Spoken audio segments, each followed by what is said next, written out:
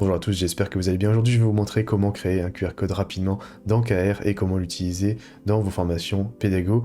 Alors prenez votre petit café et on est parti.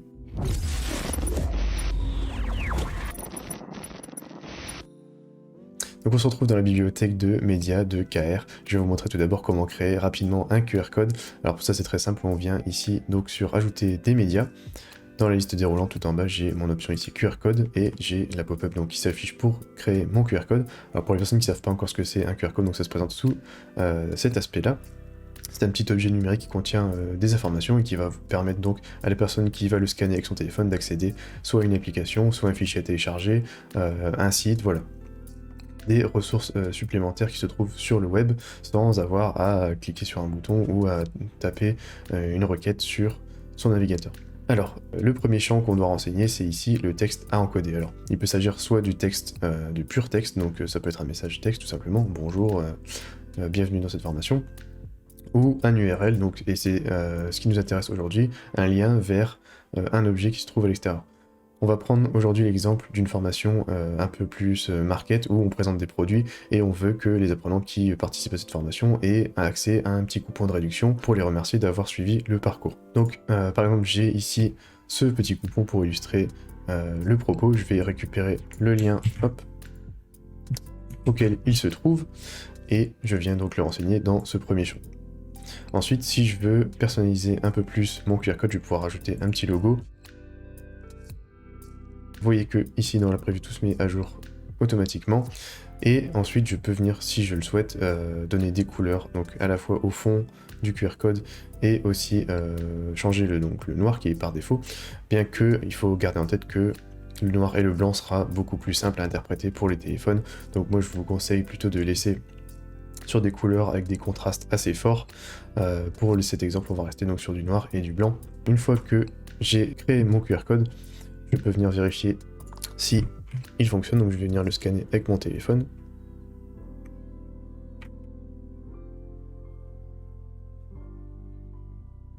On propose de l'ouvrir dans le navigateur et vous voyez donc j'ai accès à mon coupon, donc ça fonctionne. Je vais le générer donc.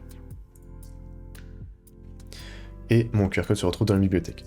Donc voilà, maintenant que j'ai créé mon QR code, je vais vous montrer comment l'intégrer tout simplement sur vos vidéos. Donc la première option c'est de créer une incrustation image. Qui va me permettre justement de venir superposer mon QR code dans la vidéo. N'oublie pas de lui donner un nom. Hop. Et vous voyez donc ici mon QR code est venu se placer. Alors je peux changer sa taille, sa place évidemment, hein, comme toutes les incrustations en images. Donc Cumulus, et je peux aussi choisir de l'afficher sur une certaine portion de la vidéo ou sur l'intégralité de la vidéo. Maintenant que mon QR code est placé, donc les apprenants qui vont consulter le module vont pouvoir justement venir scanner avec leur téléphone ce QR code et accéder au coupon pour leur permettre d'avoir une offre promotionnelle.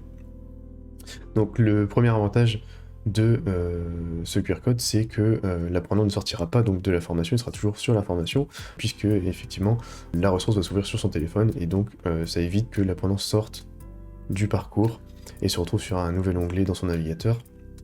C'est quelque chose qu'on veut vraiment éviter. Donc ça c'est pour l'incrustation image.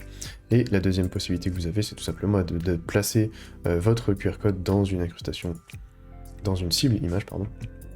Donc je viens de la même manière, hop, récupérer mon QR code.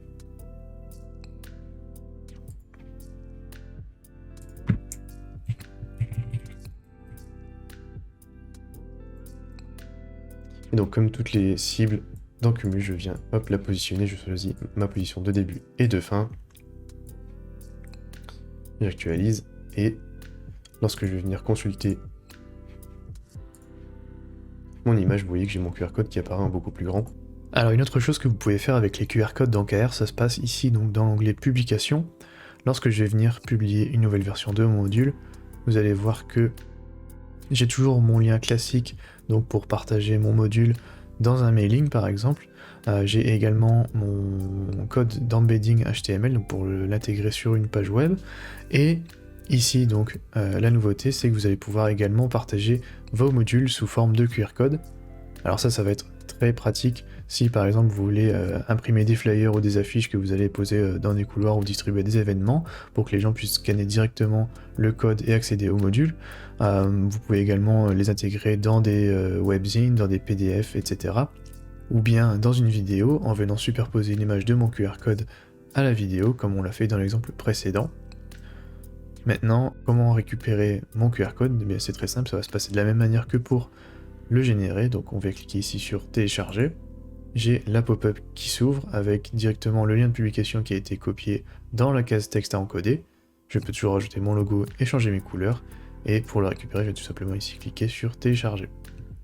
J'espère que cette vidéo vous aura plu, si c'est le cas, n'hésitez pas à laisser un pouce bleu et à vous abonner à la chaîne. Et si vous voulez faire passer vos formations à un niveau supérieur, créer des modules pédago efficaces en seulement quelques clics, je vous invite à découvrir Cumulus, le lien est dans la description de la vidéo. Je vous dis à très bientôt pour un nouveau numéro, salut!